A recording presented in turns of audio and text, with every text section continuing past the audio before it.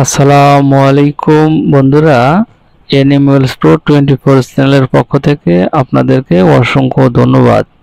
তো বন্ধুরা, থাম্বনেল অনুযায়ী আজকে আমি আপনাদের মাঝে একটি আলোচনা করব যে আপনার গরু পালনের ক্ষেত্রে কিভাবে গরুর খরচকে জিরোতে নামিয়ে আনবেন, অর্থাৎ গরুর খরচ প্লাস পরিশ্রম কিভাবে জিরোতে নামিয়ে নিয়ে আসা যায় তার একটি উজ্জ্বল দৃষ্টান্ত, বাস্তব উদাহরণ এবং খুবই বাস্তবতার সাথে মিল রয়েছে। তো কিভাবে সেটা সম্ভব আমি আপনাদের সামনে একটু বাস্তবিক চিত্রর মাধ্যমে একটু বোঝাবো, এবং আপনারা ভিডিওটি লাস্ট পর্যন্ত দেখেই না হয় আপনারা একটি কমেন্টস করে গিয়ে যাবেন। তো আশা করি ভিডিওটি আপনারা লাস্ট পর্যন্তই দেখবেন। তো বন্ধুরা, চলুন শুরু করা যাক আজকের পর্বে গরুর খাদ্য খরচ জিরোতে নামে নিয়ে আসা। বন্ধুরা, তো থাম্বনেল অনুযায়ী বর্তমানে আমার সামনে দেখতে পাচ্ছেন যে একটি গরু ঘাস খাচ্ছে। ঘাস খাচ্ছে কোথায়? একটি ফাঁকা মাঠে, যেখানে গোছর দেওয়া একটি গরু। আর এখানে দেখুন প্রচুর পরিমাণে দুর্বা ঘাস বা অন্যান্য জাতের যে ঘাসগুলো রয়েছে সেখানে প্রচুর পরিমাণে হয়েছে। বন্ধুরা, 2 থেকে 3 মাস যদি এভাবে গরুর খাদ্য খরচকে জিরোতে আনা যায়, তাহলে সেখান থেকে অনেকটাই প্রফিটেবল সম্ভব। আপনার পরিশ্রমও অনেকটা জিরোতে আসবে, পরিশ্রম নাই বললেই চলে। তো সেখানে দেখুন, এখানে একটি ফাঁকা মাঠ, যেখানে 5 থেকে 7টি গরু অন্তত 1.5 মাস যে ফ্রিতে ঘাস খাবে এতটুকু অ্যাবিলিটি রয়েছে এই মাঠটাতে। আর সেখানে মাত্র 3টা গরু ঘাস খাচ্ছে, যেখানে গরুকে গোসর দেওয়া হয়েছে। তো এখন এই গরুগুলো যে গোসর দেওয়া হয়েছে, তো সেখানে এই গরুগুলোর বাড়িতে কোনো খাবার দেওয়া হয় না বর্তমানে। এই তো ফাঁকে একটি গরু, বাছুর গরু দেখতে পাচ্ছেন, আর এখানে কালো দামড়া গরু দেখছেন, আর ফাঁকে একটি গাই গরু রয়েছে, সেটাও সামনে পেয়ে যাবেন। তো এখানে দেখুন যে ঘাসের একটি স্তর, ঘাসের একটি দল, ঘাসের একটি পাহাড়, যেটা এক কথায় বলে, তো সেরকমটাই কিন্তু পড়ে গেছে। দেখুন কি পরিমাণে কচি কাঁচা ঘাস উঠেছে এখানে। তো এখানে 1.5 মাস গরু পালন করলে গরু ঘাস খেয়ে শেষ করতে পারবে না।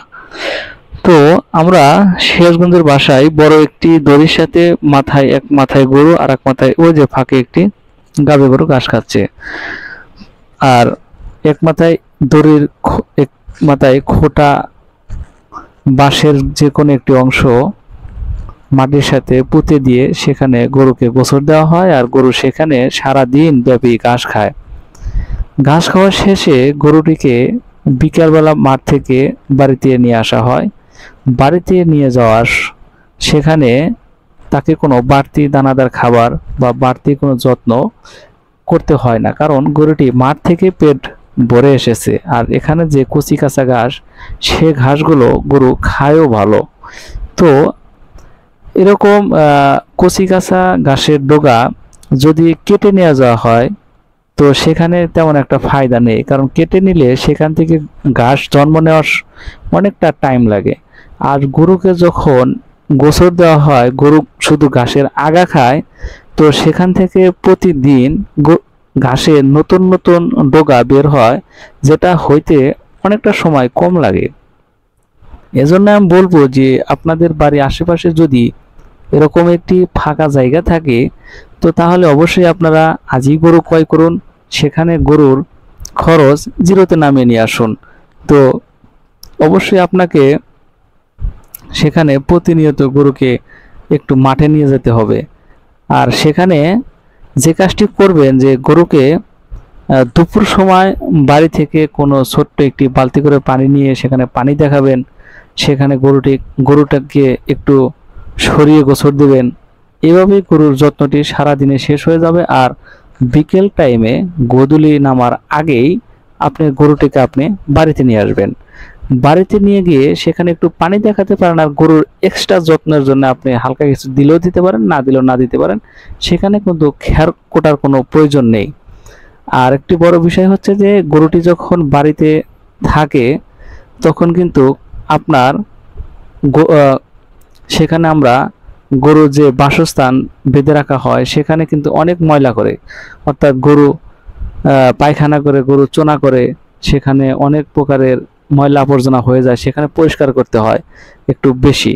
আর গরুকে এভাবে মাঠে চড়ালে বা মাঠে গোসর দিলে তো মাঠের আয়তনটা কিন্তু আপনারা দেখতে পাচ্ছেন অনেকটাই বড়, সেখানে 5-7টি গরু অনেক দিন ভরা ঘাস খাওয়ানো সম্ভব। তো এভাবে যদি গরু লালন পালন করা যায়, গরুর খাবার খরচটা একেবারে জিরোতে নিয়ে আসা সম্ভব। তো যখন এরকম 2 মাস গরুর খাবার খরচকে জিরোতে নিয়ে আসা যায়, সে গরু থেকে লাভ না হয়ে পারে না। তো বন্ধুরা, আজকের একটি বাস্তব চিত্র আপনাদের মাঝে একটু তুলে ধরলাম। তো আশা করি ভিডিওটি যারা লাস্ট পর্যন্ত দেখছেন আপনাদের অসংখ্য ধন্যবাদ। আর এরকম গুরুত্বপূর্ণ ইনফরমেশন পেতে অবশ্যই চ্যানেলটি সাবস্ক্রাইব করে পাশে থাকবেন। তো আজকে এই পর্যন্ত, ধন্যবাদ সবাইকে। আসসালামু আলাইকুম।